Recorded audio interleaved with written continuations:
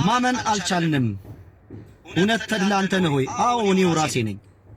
ትናንትና ፈጣሪ ያግዞኝ እኔም ለመወሰን ቁርጠኛ ሆኜ ትናንትና ከምሽቱ 3 ሰዓት ከ46 ደቂቃ ኡስታዝ ዋሂድ ቤት እስልምናን በይፋ ተቀብያለሁ። ይህ ማታ እንዲያውም አንድ ወንድሜ ደውሎ ካፋር ሰመራ ጦሃር አድርገህ ተኛለኝ፣ ገላህን ታጥበህ አዲስ ልብስ ለብሰህ ተኛለኝ። አውልቄ ታጥቤ ልብሴን ቀይሬ ፏ ብዬ ነው የተኛሁት። በጣም ነው ደስ ያለኝ። ጥሩ ስሜት ላይ ነኝ። እንግዲህ በአንድም በሌላ መንገድ እዚህ በማህበራዊ ሚዲያ ነው የምታውቁኝ። በአካል አግኝቼ በድያችሁ አላውቅም።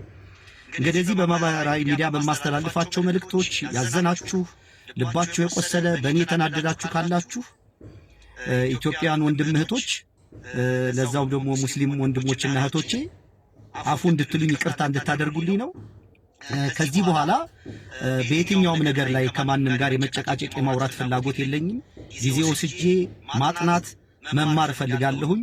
ባወቅኩት እስካሁን እስልምናን ባወቅኩት፣ ባጠናሁት፣ በተመራመርኩት፣ በጠየቅኩት፣ ባነበብኩት ደስተኛ ነኝ። ወደፊት ደግሞ በደንብ እያወቅኩት ስመጣ ሞር የበለጠ ደስተኛ እንደምሆን ተስፋ አደርጋለሁኝ። ጥያቄዎቼ መጠየቅ እቀጥላለሁኝ። በእስልምና ያገኘሁትን ትሩፋት ደግሞ አልፎ አልፎ እየመጣሁ ነገራችኋለሁ። ከማናችሁም ጋር የመጨቃጨቅ የመነጋገር ፍላጎት የለኝም። ቴክስት እየላካችሁ የምትሳደቡ የምታስፈራሩ ምናምን የምትሉ ሌላ ቅጽላ ስምሰጡ እንግዲህ አላህ ለእናንተ ይዘንላችሁ። ምንም ማድረግ አልችልም።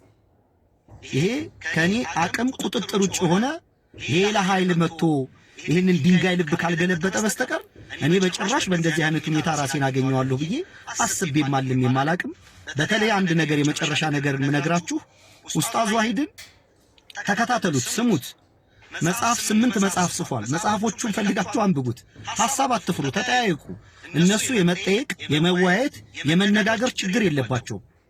መሰዳደብ፣ መነታረክ፣ መጨቃጨቅ አይፈልጉም። ለምሳሌ ዋሂድ እንደዛ አይፈልግም እንጂ ማንኛውንም ጥያቄ ከሰማይ በታች ያለ ጥያቄ መጠየቅና ከሱ ጋር መወያየት ይቻላል። መልካም ቀን ይሁንላችሁ።